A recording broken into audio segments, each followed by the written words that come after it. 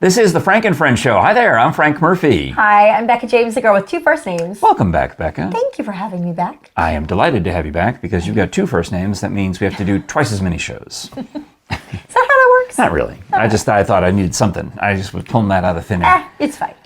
We appreciate your subscribing to these marathon episodes lately. It seems like every episode is like getting closer and closer to an hour. Maybe I just need to make this an hour-long podcast. It's because there's just so much going on, and then we don't see each other for like a month on end, and then we have to catch up and tell all the stories, and it just yada, yada, yada. The original plan was 20-minute episodes back in the olden days. Have you ever made a 20-minute episode? Well, we have to go back into the archives and snap. Well, all right. But there was a time when in the first iteration of this podcast, which is long since buried. It was the plan. It went out the window. The plan was to one. do 5 20-minute episodes per week. Okay. But the plan was that's also a lot. to record them all in one sitting and just keep changing outfits. So really, but it didn't really work because we ran out of steam after 4. And then we'd be like, so anyway, lots of things didn't work with the original iteration of the podcast, but we don't need to go into that. As long as you were open to changing it and making it work, I mean, that's what you have to do, right? I mean, it's because I like to talk, Frank. You're good at it.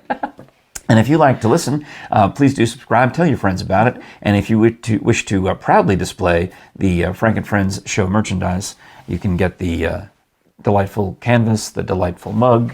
We have a towel. The delightful hoodie.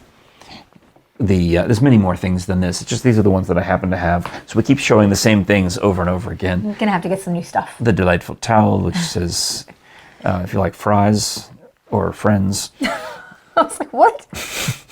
Or just depending on how you display it. Yeah, I was thinking you could fold it in a different way to make it say different words. It's kind of interesting. If you're really into ends. If you're that bored. If you're that bored, just please watch the show instead of trying to fold the towel. Right. So, welcome back. And now I'm excited that, Christmastide in my family runs for 40 days. Yeah, you commit. Yeah. Well, the Lent, is 40 days. Advent apparently used to be 40 days. And I didn't know that. They shortened Advent. It's only now, in fact, this year we had the shortest Advent possible because Christmas fell on a Monday. Okay. So on Sunday, the 24th, you have to go to church because it's Sunday, and then you also have to go on the 25th because it's Monday, but a lot of people like to go on the afternoon, or Christmas Eve, so you end up having to go twice. You have to go in the morning, so 9 a.m. Mass on Christmas Eve. Well, a lot of people just go on Christmas Eve and don't go Christmas Day. Right, but the rule for Catholics is you got to get 2. It's 2 obligations. You got to go to 2 masses. Yes. So it's different than like a lot of the Baptist churches, at least from the signs. I think they're closed on Christmas Day. They have all of their stuff on the 24th. I've never noticed, but I'm very much like I don't leave my house on Christmas. Well, that's what I'm saying. Unless I have to travel from family member to family member, and even then that's rare. Yeah. Yeah, no, I don't even get out of my pajamas. Like that's a thing in my family. That was a tradition we grew up with.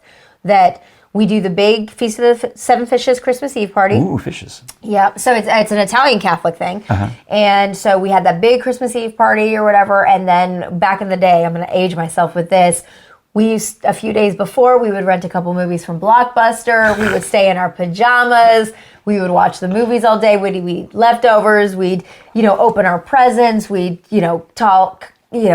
talk to all of our relatives, giving them calls, and it was a very laid back day for us. There was we didn't go to Mass on Christmas morning. We didn't leave the house. And every once in a while, somebody would stop by just to wish us a Merry Christmas, and we're like, yeah, we're in our bathrobes. Haha. When I was growing up, my family did a lot of their actual decorating on Christmas Eve. My parents would buy the tree on Christmas Eve and would set everything up. Well, they are cheaper that day.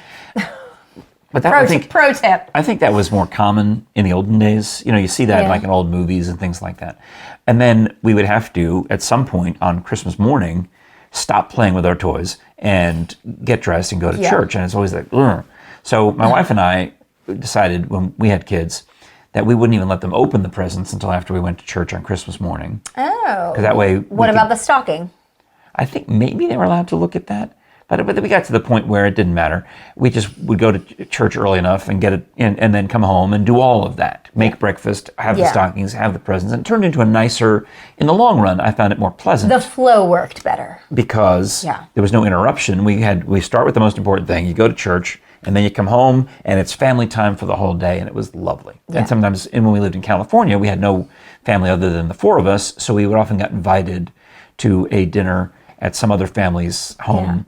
And it was very nice. Yeah. Well, it was very, very nice. So for us, obviously, the Feast of Seven Fishes, that party, That's a Christmas Eve tradition. That was a Christmas Eve tradition. And you know what's really great is my parents have moved from my childhood home to a different part of Texas, and they have started. Are they deep in the heart of Texas now? Or they not so much. I haven't looked at where Kingsland, Texas is on a map, but it's they have their own ranch. The pancreas of Texas? Can't tell you. I just know that it's much further away than it used to be. Okay. So the drive is longer. So they restarted there. So we threw a Christmas party once when we were here, before in our Knoxville. kids. And I was just like, it's a lot of work. And then it wasn't, yes, we had friends and it was nice and it was fun, but it was just like, I don't want to do it. Then when I had kids come along, you see all these beautiful Christmas cards of people in matching pajamas and that kind of stuff. And I'm like, oh, that fits right into the wearing your PJs all day and not doing anything.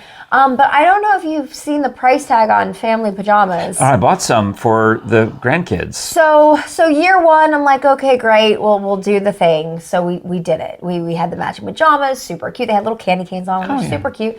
Next year, we bought them again, but then I was like, they were like they were like the 2 to 3 teen. I was like, I bet I could save these for next year. We could just repeat. Good. So I'm already breaking from the new Christmas pajamas every year tradition because they're expensive, and I'm like, they'll still fit the kids, they'll still fit us. Why? I think I bought some flammable ones from China. I think they're all flammable ones from China. They were not that expensive, and then they didn't get there on time. Because my wife used to put me in charge of ordering the Christmas pajamas this year. You have to order those at Halloween. Yeah. Basically. Well, she had rehearsal or something for the Handel's Messiah or whatever. So I'm in charge of ordering them.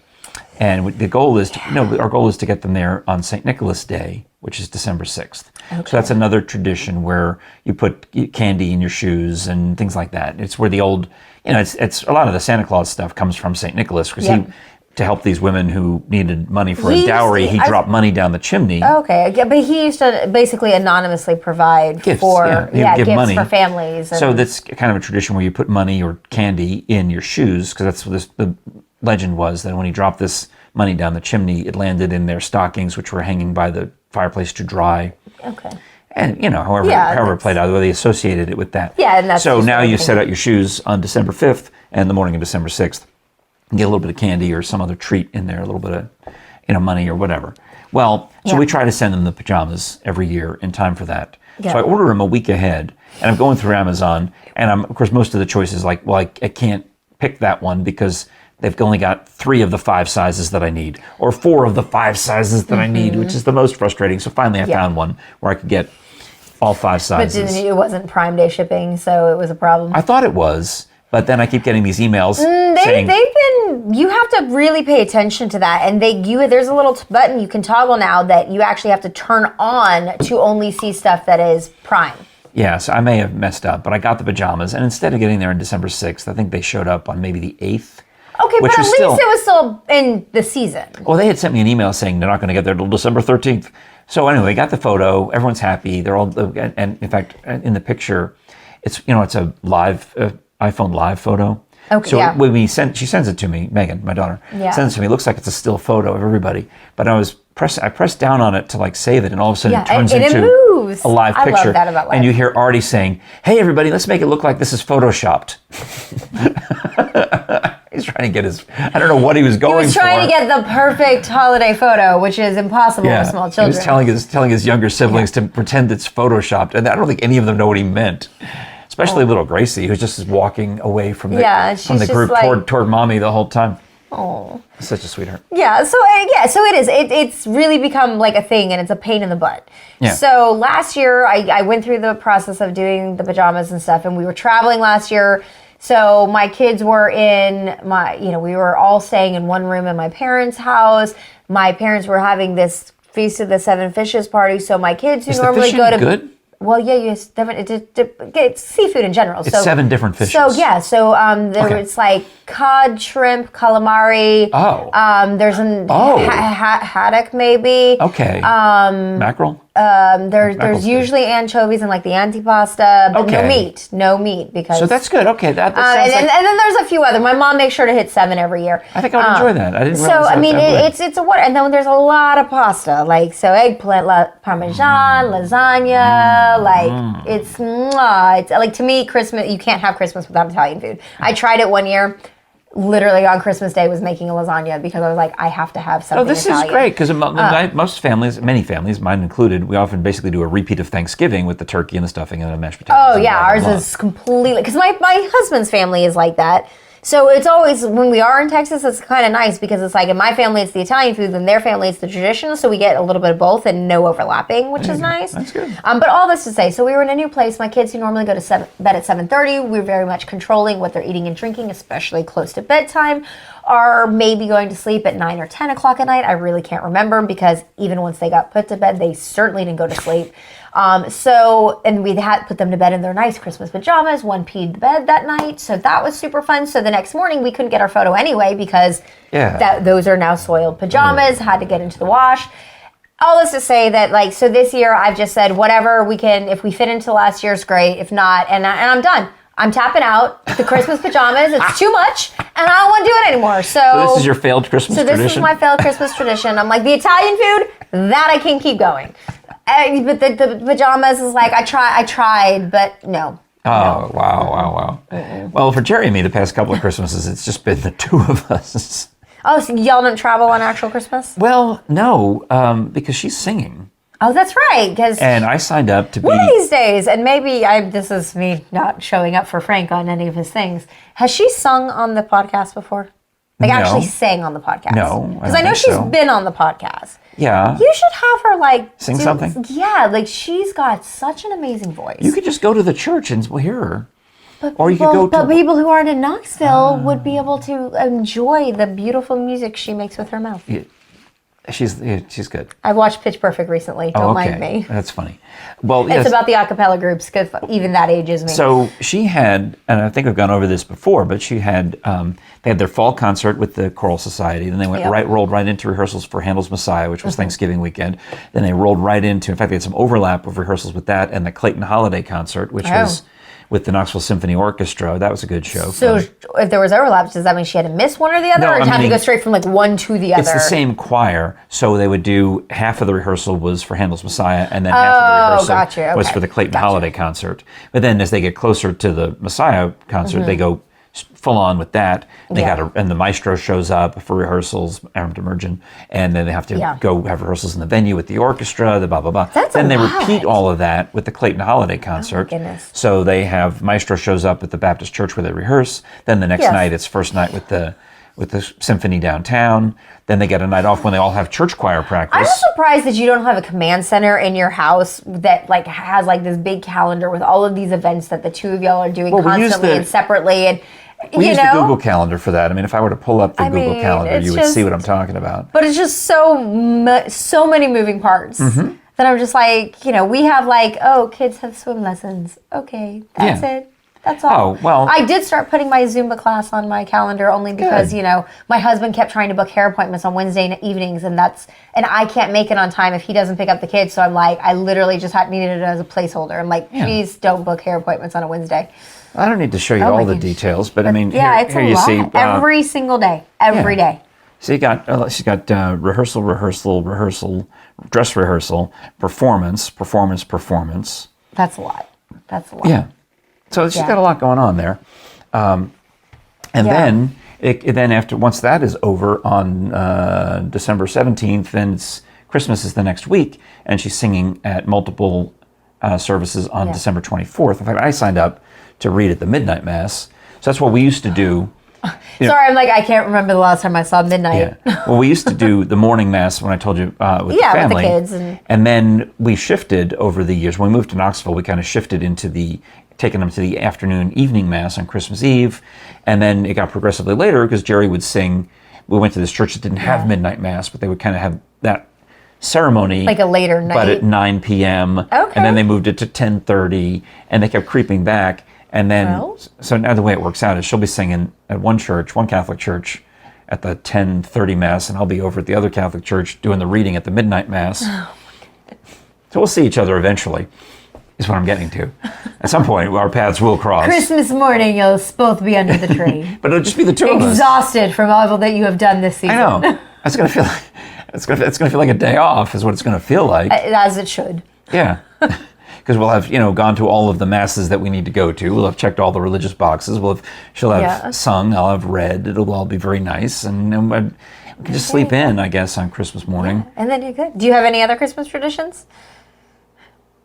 Probably. Like, do you like the Christmas crackers, or like I know some families do Okay. that. All right. So I didn't know. My wife watches a lot of British TV. Yeah. On things, on the PBS app, on the Netflix, and all these things. Yeah, and so if you ask them, their versions of the shows that always came out first are way better than ours. She told me she was making Christmas crackers, and I thought, oh, those sound good, but why? Like, is that when you dip Ritz crackers in chocolate? That's what I thought. But she also makes cracker candy. Have you ever had that? Mm-hmm. You've given me some. It's good. It's very good. It's this melted sugar, and then these saltines, or she uses Ritz crackers or Townhouse cookie crackers or whatever. She uses some other pretzel on one side and cracker on the other. I don't know. She uses all these different crackers, whatever she uses. Delicious. It's addicting and terrible for you, but in the best possible way. Sitting in this melted sugar, so that hardens, and then they lay chocolate on top of that. So you get this 3 layers of chocolate, cracker, candy, and then you break when it's done. I'm getting hungry now. You're like making me I'll want feed you candy. if you want. I'm sure I got some. I don't know how many fish I got, but you can have one of them.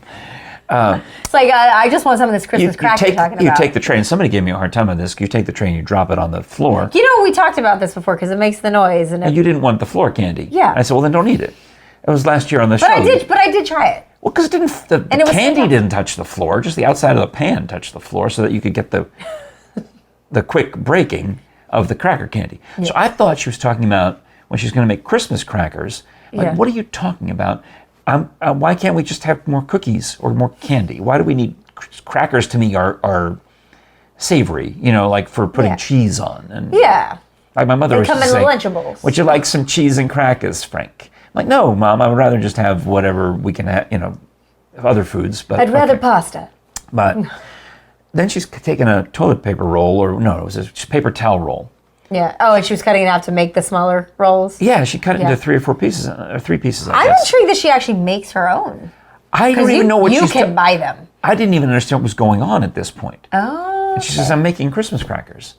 And then I realized that she explains to me that they're the ones that you see on British TV where you pull on them. Yeah, you pull on them and you get a prize. I think they explode or something, right? I mean, they kind of make like a popping sound. Or you have to put some kind of dynamite or some kind of...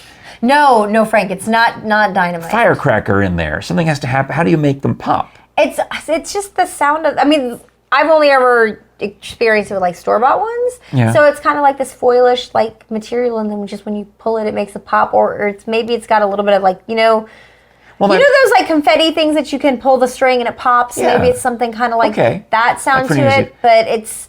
But I mean, it's not a big explosion. It's just the air pressure of it popping. But I will say, sometimes whatever prize is in the Christmas cracker does go flying. And then they usually have these little paper hats. Yeah, I've seen the people with the paper hats. We watched All Creatures Great and Small.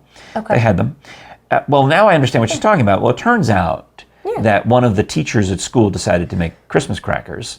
Okay. And my wife sees this and because my wife manages the front office. Yes. So they go to her and say, Miss Jerry, would you please make 100 copies of this game with all the little emojis? They have to guess the name of the Christmas song, like it's eyes, and then it's mommy, and then it's lips, and then it's Santa Claus. Yeah, I saw mommy kissing Santa Claus. It's a game, right? Yeah. So instead of just giving it to the teacher, the 45 copies she needed, she ran off a few more so we could play at home. Oh, well, why not? Unless that's appropriation of work office supplies, and then I don't know. Well, I'm going to get to play. Is what it boils down to. And I already saw the first one, so she said, "Stop looking." Oh, yeah, because you're cheating. I didn't mean to cheat, but on Christmas FM on their Instagram, they had already done the same one. I saw Mommy kissing Santa Claus. I already knew it, so I was waiting for the Christmas shoes so I can get mad. Anyhow, you and the shoes. They've got the little emojis and things like that. Well, then she said some of the other teachers was instructing the class on how to make Christmas crackers. Okay. So she ran off an extra copy of the instructions for that. And now she's cutting up and making using the doohickeys. Yeah. So and she even had little jokes. So she had little Christmas riddles, right? Oh. That are going to go inside the crackers. Yeah, because that's a thing, so I said, I didn't understand what she was talking about. I said, you got to try them on me. So unfortunately, I had my own joke answers for all of these riddles, which were horribly inappropriate and unrepeatable here. But I didn't know. I didn't know the answer would be tinselitis. You know, what do you get when you eat Christmas decorations? The tinselitis. I said, that's a pretty good joke. But much better than the one I came up with, which was horrible. I'm not going to, you know. No, can you even say it? No. You just said that you couldn't. I'm not going to because I'm not sure that I even remember it properly anyway. It's going to come out bad because it was just a spur of the moment thing. But no, that's interesting that you can make your own because I never would have thought of that. As you know, my job in marketing is to be extra. So sadly, when I'm at home, I'm kind of like I'm extra'd out.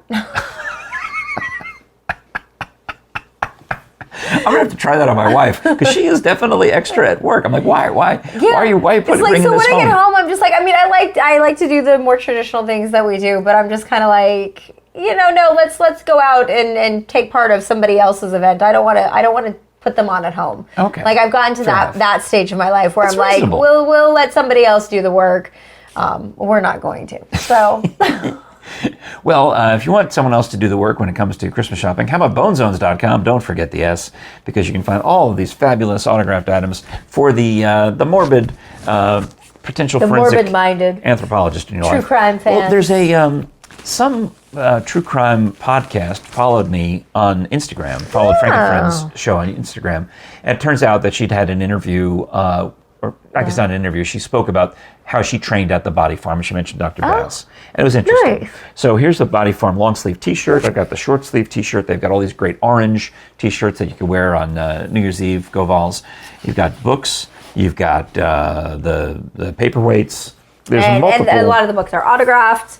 Yeah. So if you open it up. Well, that's the key, is when you get stuff from bonezones.com, don't forget the S, you're buying things that Dr. Bass has personally autographed. Yep. So take full advantage of all of that, and have him personalize it. They go over to his house every couple of weeks and get him to sign more stuff, whether it's the photos, you want an autographed photo, put it in a little frame, that's nice. Yeah, and the man's 95, take advantage of it while you can, is what I'm trying to say. I mean, the man talks about death all the time. He's aware, that... The only true crime anything I watch is the Selena Gomez show, Only Murders in the Building. I would like to watch that, but I'm not going to sign up for another channel. I need to wait until it's available elsewhere. Well, but it's But you know what they're going to do? It's Hulu specific. Like, they produced it. I know, but they're going to show it on ABC or CBS or NBC, one of those. Oh, are they? Yeah. Huh. Well, and I thought, I got to fix my TV, I guess, because I haven't watched actual television. And I was going to say, we have like a digital antenna thing, mainly because we want to be able to get live sporting events. I have that, too. But past that, we watch only streamers. But I can't get the audio to work. That's odd. I know. It used to work. I don't know what I did wrong. How old is your TV? It's not the TV. It's the box, the extra box that I bought. The TV is just a monitor. It doesn't have any intelligence. Yeah, the TV is just a monitor. See, you need to get a smart TV. Then you can do all your things through there. Can you watch live over the air? Well, okay, so you have an Echo. You have Prime, right? Yeah. Then you have Amazon Prime on your TV, and they do shows and movies. I want to watch specifically that Hulu show. Well, I know, but I'm just saying, you talked about the streamers. If you've already got Prime, you can take advantage of all the Amazon Prime streaming movies and shows. I get Amazon Prime through the Roku. We watch the Roku all the time. Oh, okay, well, yeah. I watch the PBS. I watch Amazon. Well, instead of a Roku, Netflix. if you have a smart TV, you can just do it through the TV, and same concept. The box is redundant. Fair enough. All right. Well, anyhow, I'm not going to stress over it, but that is bonezones.com. Don't forget the S. I was like, don't forget the S. We're still in the commercial. I'm trying to remember. we digress a lot. Yeah. What was it that we talked about in the last episode about Etsy?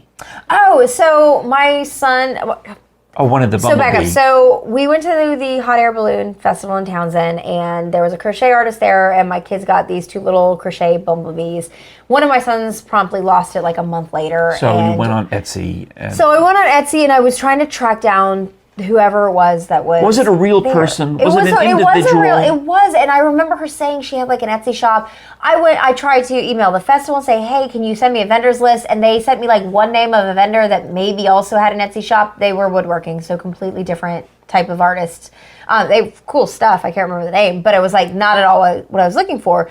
But I had been simultaneously reaching out to crocheters on Etsy, and there was this one lovely girl named Casey in Tennessee, and she was going to be at the Rocky Hill Christmas Parade. Okay, but she's real. She's real, yes, and she's a real person, and she hand makes them. So, because normally she doesn't do that specific pattern for the holidays. So I was like, I promise I will be there. Can you have this rainbow bumblebee there? So we were there. We got the replacement. My son was thrilled, and I warned him not to lose again. But anyway, yes, she was a real person from everything Etsy. You were describing is what I thought Etsy was. Yeah, it's real. Well, isn't it real people that I thought create their own stuff? That's what Etsy was. Yeah. So my daughter's birthday was back in November. Okay. And we're asking, what did she want? But she also, in a separate conversation, had mentioned something that her sister-in-law had that was beautiful and lovely, and she was kind of interested. I said, why don't we just get you that for your birthday? You're making it obvious to us. Yeah, this is what you want. We can get you something you want rather than go through all this rigmarole of sending you Amazon money or whatever we got to do. Yeah. We'll get you one of these. So she said, oh, that'd be lovely. And this is still October, right? So okay, or so you September. Plenty of time. So she sends us the link for the Etsy shop that the sister-in-law used to buy hers. Okay. So my daughter's husband's sister has this thing, sent the link. We are now going online to buy the link. My wife goes on to buy it on this Etsy shop. Okay. Well, she finds it. It's very easy. I mean, we have the specific thing exact thing that she wants. Yeah. She actually even had sent 2 different ones. So we had to choose. We want this one or that one. We buy the one. And, but my wife doesn't realize that as she purchases this, it immediately connects to her Apple Pay, I think. Oh. Or whatever it was, something on the phone. I don't think it was Venmo. I think it was Apple Pay. Yeah. So she's already paid for the thing. Okay. And then, as in the confirmation, it says the shipping address is here, which my wife hasn't even entered the shipping address. Oh, so it just automatically read her information from her somehow hit that and hit her information, and it's going to ship it here. But that's not what we want. We need it shipped to Megan in Virginia. Yeah. So my wife figures. I said, well, look, it's Etsy. All we got to do is contact. Yeah, message the person. You can do it right through the app. And say, change the shipping address to this other address in Virginia. So my wife does all of that, and no reply till like a couple of days later. And of course, it turns out she has hit, I don't know if she's hit the sweatshop of Etsy's or what it is, but it's some factory where everything is already packaged and sent, and it's too late. It's too late. Even within hours, it was already minutes even. I think it was very short. That's weird. Yeah, because Etsy should be for small mom and pop shop type places. It was immediately debited. It's a mailing address generated from my wife's information on the Apple Pay, I think it was, and in the mail, and then it was sent. Now, first of all, it ended up taking forever. It would have missed her birthday. It got here after, like a week after her birthday anyway. So it was all bad, this whole experience. But when we realize all of this and we can't change the mailing address, we're like, well, we'll just save it and we'll give it to her for Christmas. Oh, well, yeah. We'll order another one since she wanted 2 different styles. It's a little article of clothing, and she wanted one that was this style and one that was that style and one that has a little comb built into it or whatever, all these things. Okay. So it's lovely. So she goes on and she orders another one, maybe from a different e-tailer. I don't know. Some kind of, I don't even know if it's Etsy or not. I don't know what it's called, but anyway, okay. But she's able to put in the correct mailing address and ordered it, paid, and then realized it's being shipped from Australia. Well, I mean, it can be from people all over the world. I mean, that part is... But I actually look at where it's being shipped from. It still got to Megan before the first probably came from China. That got to us. So one of the things I do like about Etsy is you can, on some people, see where they're from, because that was one of my things that as I was like local, because I was trying to find a specific person, so I was like trying to remember the name of it or whatever, and so I was looking at where it's from. Plus, I was also trying to beat the shipping charge because I don't want to pay $10 to ship something if you're going to be at an event where I can just come and pay just for the product, which is part of that why I made sure to come to Rocky Hill, because she could have shipped it from her home, but I'm like, why if I can meet you somewhere? Anyways, but long story short, like anytime I've ordered from Etsy, usually I've had a conversation with the person via messages, because it has been a while, but pre-kids for I was surprising my husband with a trip to Harry Potter World in Orlando. Ooh. And I set up his vacation with his boss. All of our friends and family knew. And wow. The boss knew he was going on vacation. Oh, yeah, because I booked his vacation. He had no idea. That's genius. That's and good so, stuff. he was like, on Thanksgiving, he was like telling his mom what he wants. And so I called her later and was like, hey. Don't get it. He's going to want a wand. So send the money for the wand. And so she sent it to me at my job. I got it at the radio station so that I could put it in this big package that I was putting. She sent you the wand? Or she sent me the money, the card with the check for the wand that I could put in with the package. But so what I did is I have a friend, Brittany Ivy Designs. She's a calligrapher here in Knoxville. She does beautiful work. So she created a personalized Harry Potter, like our Hogwarts acceptance letter for him. But so I was trying to purchase the right kind of paper and the top, seal. And here's over the top. Right, this is what I'm talking about. I'm so extra that, like, normally in my personal life I'm not, but I went extra for my husband. Right, let's get Billy Butch on the phone. You're so extra. So, wow, does he even still do that? I think he might be the host of Extra. I don't even know. At one point he was. I think he might still. I don't know. Anyway, but I was using Etsy to like track down the right kind of paper, the seals, the wax, and all of this stuff to put it together. So like anytime I've ever needed Etsy, I've like really been like talking to the artist and been like, hey, this is what I'm looking for. What is, like, I know you're selling this, but what does it really feel like? And so anyways, so anytime I have purchased from Etsy, it's been real people. Okay. Well, I'm glad to know that. So, and I've had great experiences. I think we just ended up with this weird, unusual Etsy experience twice. I mean, but you were also talking about you were looking for like clothing items. Yeah, they showed up. So that's also. Well, it's a handmade lacy thing. It's nice. It's pretty. Yeah. But anyway, it's lovely, and she liked it. It worked. All right. Well. So we moved on. I mean, it's not like I want to tell you about the time that when she would come here to visit. No, they're not coming here for Christmas. They come here over the summer a little bit. Yeah. And we're supposed to go up there for a couple of days. Then we're doing a quick 2-day turnaround. Drive up, spend a day celebrating with family members, maybe 2 days up there, and then drive home. So, It's a whirlwind. Two full days driving, 2 full days there, and it's fast. It's a quick turnaround. Because it's just, but what are we going to do? I mean, I know, but it's long though. It's almost like once you get there, like you don't want to. I told my wife I don't want to go. And it's not that you don't want to go; it's the travel. Right. It's that. And because I also understand. Does Legion fly there for $50? I wish my son-in-law doesn't want to come here, and I'm like, I can't fault him. I'm like, I get it. I understand why you don't want to come here. Same reason I don't want to go there. Especially not for such a short turnaround. Like, I mean, traveling is fine. So, like, when we do drive to Texas, we're usually there for like a full week. So we do the overnight drive. We hand the kids off, we nap, then we're usually stay put for a couple days. Then, again, my parents live too far out. So then you're doing driving more middle or whatever. And we're like, I don't want to do it. That's why we're like, we're just going to stay home this Christmas. It's unfair of me to complain because my wife does the bulk of the driving. Yeah, I do the bulk of the driving too. But I like to drive and I like to listen to Audible. She doesn't really like the way I drive anyway. And what I'll do is I'll spell her because I'm fine in city. You can put me, when we get up there, and if let's say we had to, for whatever reason, drive through Washington, D.C. Yeah. Or when we have to drive through New York City to go out to Long Island. Yeah, because there's points of interest for you versus when you're driving on a highway and there's just trees. I can deal with the traffic. I can deal with the weird in D.C., the weird roundabouts and the ways the streets run diagonal. Yeah, D.C. is a trap. I am fine with all of that. I'm good there. Yeah, I mean, I've worked in D.C. long enough that I have a basic understanding of... Yeah, it hasn't changed enough that you can't get around. So. Right. Whereas Northern Virginia has changed completely. I can't recognize anything. And the roads to my mom's old house are now like highways. They used to be country roads. I'm like, I can't even deal with it. And you're also not there long enough to really get the lay of the land either. Yeah. But my wife is fine on the interstate. And when she needs a break, I'm good for either 2 hours or 100 miles, whichever comes first. And I'm like, I'm so exhausted from driving. I can't drive anymore. That's Frank's product label. So exhausted. 2 hours or 100 miles. Whichever comes first. Change batteries out. So we're going to try to do that. I was reminded, though, of when last time Megan was here. Yeah. And things were quiet for a minute. And I come around and she's sitting in the den. And she's flipping through VIP Knoxville magazines. Oh, yeah. I said, what are you doing? She said, I'm trying to see what you and Mom have been up to.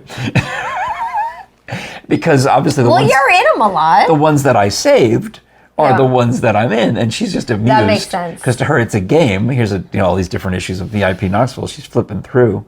It's like it's instead of Where's Waldo, it's Where's Daddy. Exactly. So I was now photographed twice recently. Yeah. Once was in Did I talk about the pirate shirt? No, that was off the air. Oh, yeah, that was another conversation. Yeah, we went to MC the Go Contemporary Dance Works Gala. And they talked you into dressing like a pirate. Yeah, they dropped off a pirate costume, and the puffy shirt was too big. The other more manly shirt was like it was like I could fit into it. I was proud that I could actually get it on. Yeah. But it's meant to be like almost skin tight for it's like a muscle shirt. It's a costume. Yeah, these are costumes. Oh. They're dance costumes. So you had the big puffy shirt with the sleeves were way too big. And then the dancer one, I'm like, I can't wear that.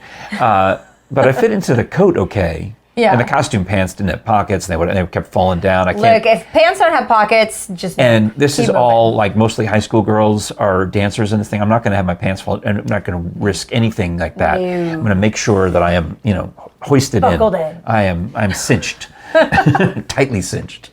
So but I wore the jacket, and then it turns up in a VIP Knoxville magazine. Of course it does. So there's Cindy, who is the president of the board, and me, and I'm wearing and I feel a little self-conscious because. But you shouldn't. I felt fine there. I mean, because everybody else was in costume too, right? Well, a few people, a handful. I felt self-conscious. Enough that you weren't alone. I felt self-conscious a month and a half later when a magazine came out. I was fine that night. And then at the Nativity pageant, I don't know if I'll be in it or not, in VIP Knoxville again, but Megan Venable, who was apparently the president of the board of the Nativity pageant at one point in her life, I didn't know that, is a main photographer for VIP Knoxville. So she took the picture of me at the Go Gala, and then she shows up at the Nativity pageant to take some backstage pictures of people in different costumes. So I may or may not make the cut. We'll see. Well, you were just in it, so the editor might be like, "Now he's been in too many." I agree. I'm fine with that. But so because don't they sit there and make those decisions? Somebody does. I mean. But if you look at the magazine, there's a lot of repeat business.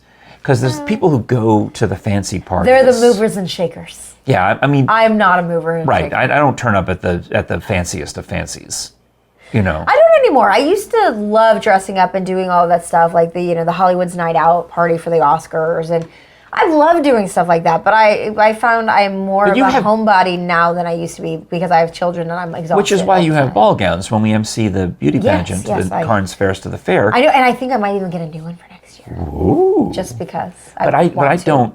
People say to me, in fact, I was wined and dined recently. Oh. Well, mostly dined. It was lunch. I didn't get any wine. I had coffee. That's fine. So coffee is better than wine. In fact, I didn't even get lunch. I ordered a breakfast sandwich. I wish this was coffee. I have coffee. You should have asked. So we go and they say, "What do you want to go out to lunch? We're going to talk to you about something." And I know it's a charity, and I know they're going to ask. Oh yes, something. well they're buttering you up literally. For the ask. I say, well, and they ask me where I want to go eat. So I said, well, we can go to someplace nice like Aubrey's, which is cloth napkins and actual silverware, and it's not that expensive. And I mean, don't get me wrong, Aubrey's is nice, but you don't have to dress up to go there, so it still feels comfortable. But I said, or we could just go to Waffle House and get breakfast, because it's kind of a late brunch thing. And they're like, Or I said, or maybe Holly's. So they picked Holly's. So I'm like, okay. Oh, now, I love Holly's. Is fantastic. I haven't been in so long. Oh, my wife and I are practically regulars. Since my kids are still babies. You should go. I should go. Holly's, it's called Holly's Gourmet's Market. Yes. Because it used to be Gourmet's Market, and then Holly bought it, so Holly's Gourmet's Yes, Market. and they have all the wonderful treats, at the, So I got the breakfast sandwich, even though we were meeting like at noon, but I knew what I wanted, and I'm happy with that. And I figured out this is where we fall into the realm of things. It's not an expensive dinner or lunch, and it's not cheapo. It's just right down the pike. Yeah, but it's delicious. But at the end of the day, it's like it gives me an idea of how much they're going to ask me to do. Yeah. So they're enough that you're better than Waffle House. Yeah. But not quite Ruth Chris. In the course of it, they asked me to MC something, which I guess I could have predicted, but I didn't know what they were going to ask me to MC because they have a wide panoply. Is that our word? A wide plethora, a pantheon, an assortment multiple of events throughout the course of the year. They every quarter even. They have more than 4, I believe. Which organization is this again? I'll tell you later. Okay. Well, I guess I could. Need to know. So they're very nice people, and it turns out they're like, "Oh, this is a black tie gala." And I'm like, "Oh, No. I'm surprised you don't have your own tux by now. Well, they asked me the same exact question. That's exactly the same thing they said to me. I said, "Oh, I have to get clothes." And I was familiar from social media, and I'm friends with a lot of the TV people. I said, "You've always had like some of the upper tier TV people MC this event in the past. Why are you slumming and asking me to do it?" I hate that you would think somebody would ask you as a slumming thing, though. Well, I keep forgetting that I've got 2 TV shows. I mean, you know what I mean? It doesn't feel like I've got 2 television shows, but you're also do. just a very talented host and MC. So even if you didn't have those TV shows, Frank, you are still very good at what you do, just from the MC hosting. Well, because standpoint. of my background in broadcasting and in improv, I'm able to go with the flow and the job of the MC. So please, for me, at least not around me, don't refer to the choice of you as slumming, because what are you saying about me? No, I'm saying we're both very good at it. But I thought this event, I thought if they're going to have me MC something, it would be like the barbecue lunch. No, you are not the fancy country clubs with the top donors. You have arrived. Okay. So they asked me to do the fancy country club with the fancy donors, and I explained. I said I don't have a tuxedo, so I'm unqualified. And like, no, we still want you. Like, so I said, well, what I normally do, as you know, is I don't do enough events that it's worth buying my own tuxedo. Yeah. Usually there's one. So you usually rent them. One a year. Yeah. Or I said, I'm not even going to rent them. You as the charity, you can contact the tuxedo shop. You call Blake over at Prestige Tuxedo and say, we'll give you an ad in the program if you let Frank wear one of your suits. And they're like, oh, they're happy to do it. And then I get over there and like, what do you want to wear? I said, I don't even care. Just give me one that nobody else wants. Dress me. Well, that's what Dino Cartwright does. I'm going to call Dino Cartwright and figure out how does he do it? How does he MC so many events? How does he get paid? What's his actual job? I'm curious. Does he get paid for these events that I'm doing for free? Ask to see his business plan. That's right. Exactly. He's a genius. I got to talk to the guy. Create your own LLC and be like, here's the bill. Well, they don't want. I mean, I know that, but I know that they're all still want me to do it for free because they're like, oh, we're a poor charity. We need to raise $1 million at this event. How can we pay you? Okay. I mean, if not $1 million, it's going to be probably in the hundreds of thousands. Yeah. Like, okay, it's big money, but you're worth it, Frank. You're worth it. That's all I'm going to say about that. Well, I'm going to take that as a compliment and stop digging myself into a hole here. I know that I'm good at emceeing. It just seems, but if they're going to willing to trade out and get me a tuxedo for the night, I guess I'm in. Well, there it is. I guess all you need to provide is a tux, and you got him. And also, they're going to get one of the beautiful TV anchors to be the co-host that night. Oh, nice. I'm like, look at you, hobnobbing. But again, I keep forgetting that I have TV shows. I don't know why. You are upper echelon now. I'm obsessed with those shows. All I think about is those shows, but I don't. The other end of it. The fact that someone actually watches it doesn't register. Does that make sense? Yeah, because even when we were on radio, it was like, I don't know how you talk to all those people. I'm like, because in your mind, you're talking to one person. Yeah. And they literally train you to think about it that way, that you're just having a one-on-one conversation. And the bosses will remind you that no one likes you every time there's a jock meeting. Don't have to beat you up and tell you. I had better PDs they liked than you. that. I forgot they liked you. All right, I've told this story. Nice PDs. I've told this story before, and I will tell it one more time. Early in my time there, they had a focus group. Okay. And they do the focus groups up in the front meeting room. And a focus group is where they invite listeners to come in and they ask you very honest questions. And we ask you to answer answer honestly. Answer very honestly about how you feel about radio hosts. And they do this to determine whether or not you get to keep your job. And they also ask about the music, and they also ask about the promotions, and that's how they decide, we're going to do this specific item as the giveaway, and the ones I'm talking about, those came up well in the focus groups, and it did well. They got good ratings out of it. Yeah. Well, relatively early in my time there, they were asking about the people, and they're always asking for what is it that makes you turn the station away? What is it, the off-ramp, that makes you stop listening to the morning show at a certain point? Because we'll try to curtail that and do more of the things you do like. But then they ask about the people. What do you think about this person? What do you think about that person? And so on down the list, from mornings all the way through the whole schedule. Yeah. Well, there's this one lady in the focus group, I'm told, who thought I was great. She loved everything I did. And so I get grilled the next day, like, who is this lady? I'm like, I don't know this lady. Like, surely you must know this lady. I'm like, I don't know the lady. Like, but she said she liked you. I'm like, okay. It's like, I'm on the radio. They're like, well, and anyway, they ultimately did they decided, think she was a plant? They did. They thought she was somebody I knew in real life, and I didn't, who maybe went to church with me or something. And I believe what they did, if I'm not mistaken, I'm almost positive, they took all of her answers and threw them out and decided that she was an outlier because she liked me too much. So I hate focus groups. I can see how that could leave a little scar. Wow. I know. So, wow. I know. I'm like, this is, come on, man. So and this happened to Kevin and Bean at K-Rock, and especially in the earlier days. You're not going to please everybody. The management would always tell them how terrible they were, even though they were successful. Yeah. I mean, I have heard stories of that. Maybe because I was never on a morning show. Like, I never got to that level of scrutiny. When it comes to the time to get paid or get renewed, that's when they really hate you. They used to, in the olden days. I feel like that's tactics. It was tactics. Right before Kevin and Bean's contract came up every year, the manager would tell them how terrible they were and how lucky they were to have the job. Yeah. Yeah. It happened to me and different jobs. I'm saying it was a common thing because in the old days, people in radio, we were told, you're lucky to even have this job. There's somebody else who wants to. I mean, that's still the attitude, is waiting for you to people don't get just fired. come out and say it anymore. Well, they used to come out and say it. But it's still the attitude. I think, though, it's an ugly secret about a lot of what we do in broadcasting. Well, yeah, media in general is like that, which is hard truth. So instead of thinking of myself as a TV person, I was explaining to somebody, I really think of myself more as, I'll say a comedian because I like doing funny things on stage. Well, yeah, you're in the improv group, which is very funny. And even as an MC, I'll try to be, You got dad jokes for days. Yeah, I'm trying to be, I don't plan them. In the best possible way. Like at the parade, they just pop out. I don't plan it. He doesn't have a filter. They come out and I say funny things. I did stand up.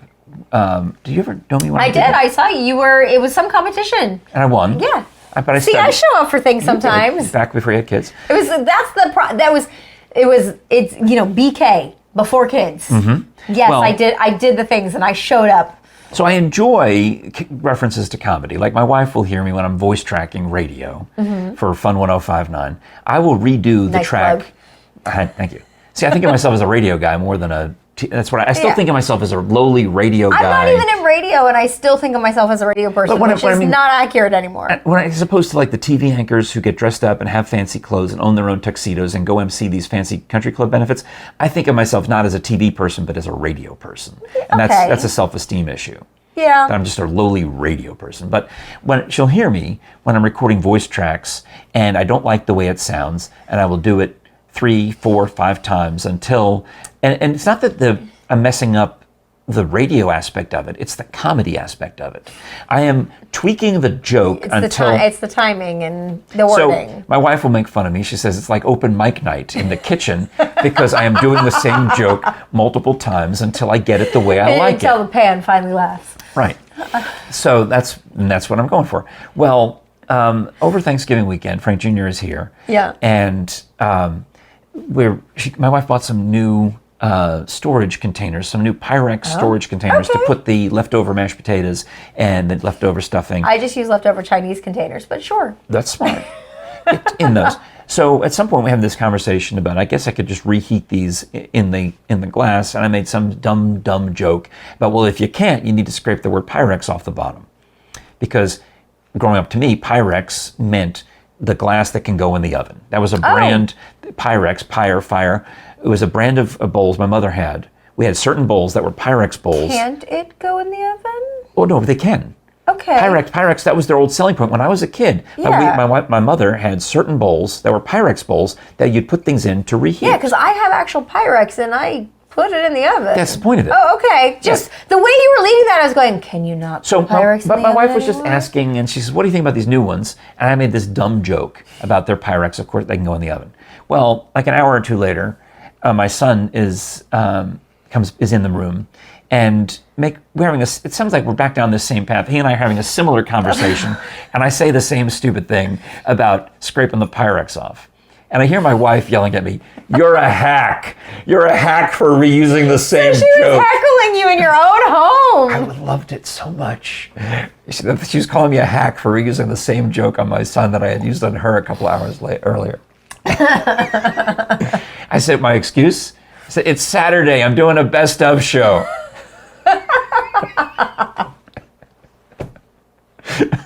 Which is another dirty little radio secret. Yeah. When you hear the morning show on Saturday, they're not there. No, they're not. Where they really are is at a local car dealer slinging cars. That's always so weird when you have to do a remote during your voice tracked show. Yeah, that didn't come up for me so much. Most good program directors have a rule. You can't. You have to. Someone else has to do your regular shift so you can do the remote, or more likely, you don't get to a remote if it comes up during your shift. Houston, that they wouldn't even allow commercials for other car dealers to play during a car dealership remote, and that was a new thing when I moved here. That was the good old days. I remember hearing like other car dealers. I'm like, they're like, "No, you just turn down the speaker," and I'm like, "No, that shouldn't even be playing." But that used to be standard operating procedure. Whereas if you bought a remote for your car dealer, you bought the whole 2 hours, and you were the only car dealer advertising during that 2 hours. Yeah, so that Saturday morning spot was prime. But then it got to the point where most of the advertisers are car dealers. The car dealers were keeping radio afloat for a few years, and they still be, as far as I know. So that's why you hear so many car dealer commercials. And they used to try to put them one at the beginning and one at the end. But frankly, if you're on a regular mainstream commercial radio station, if you're not the first commercial in the segment, sayonara, because they're running 7-10 units and it's ridiculous.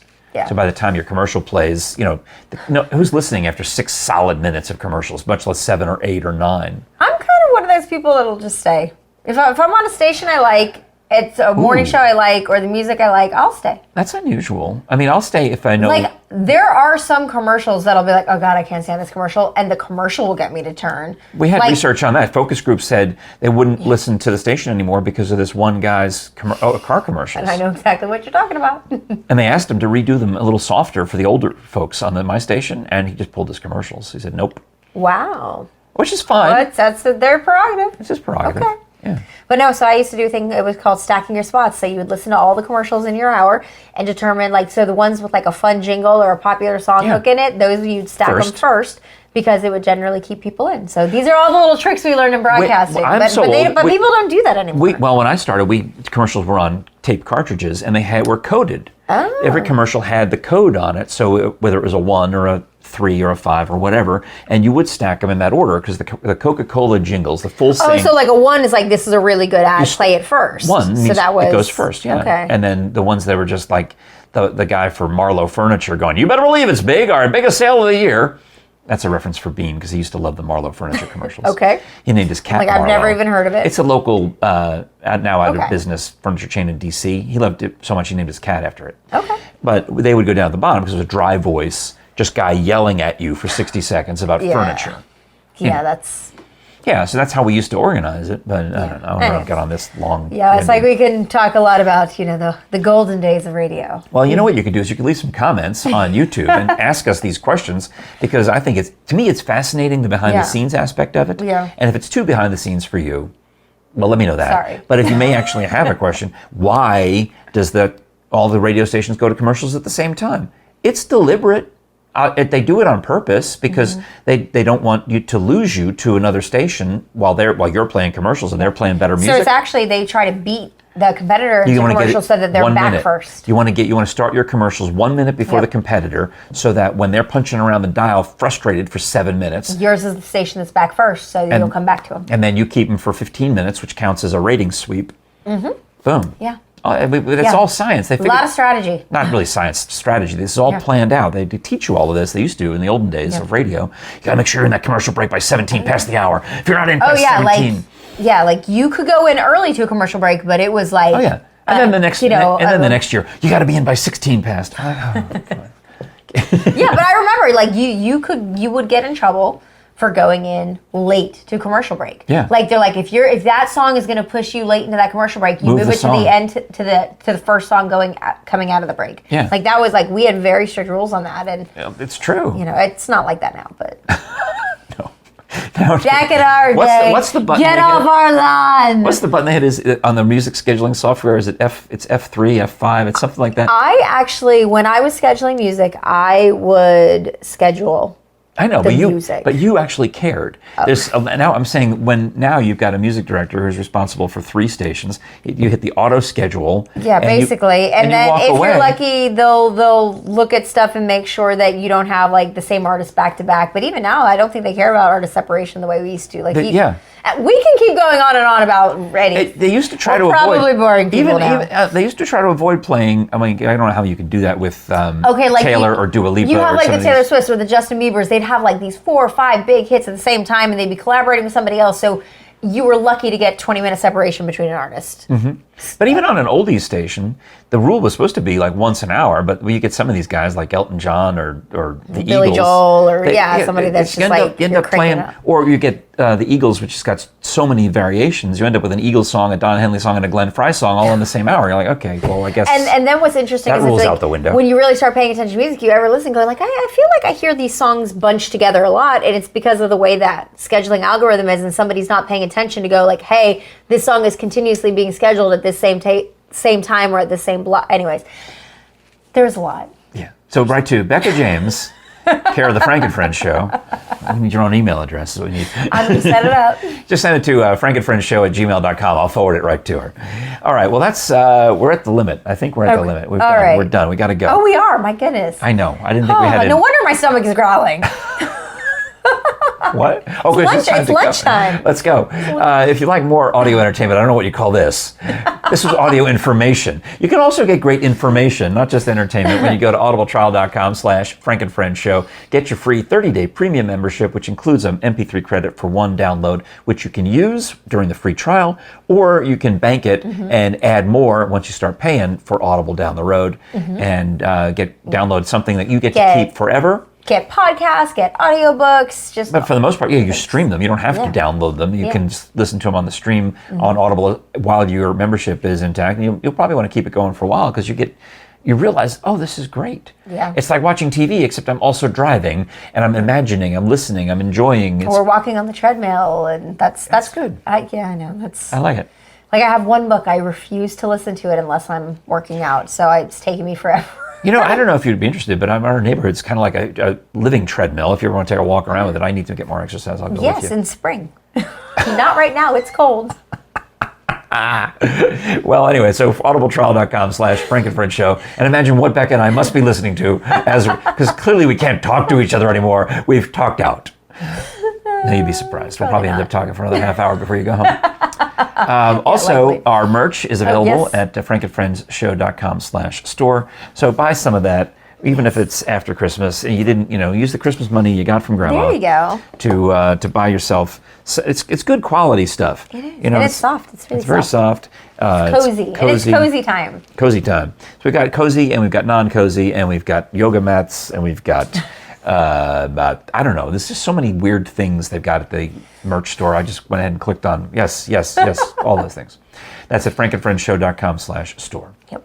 Most importantly of all, please do subscribe on YouTube. Please. One of these years, I'll get to 1,000, but I can't do anything about it because I'm out of my control. Most of the people who watch the channel are non-subscribers. So if you're still watching at this point, do me a solid.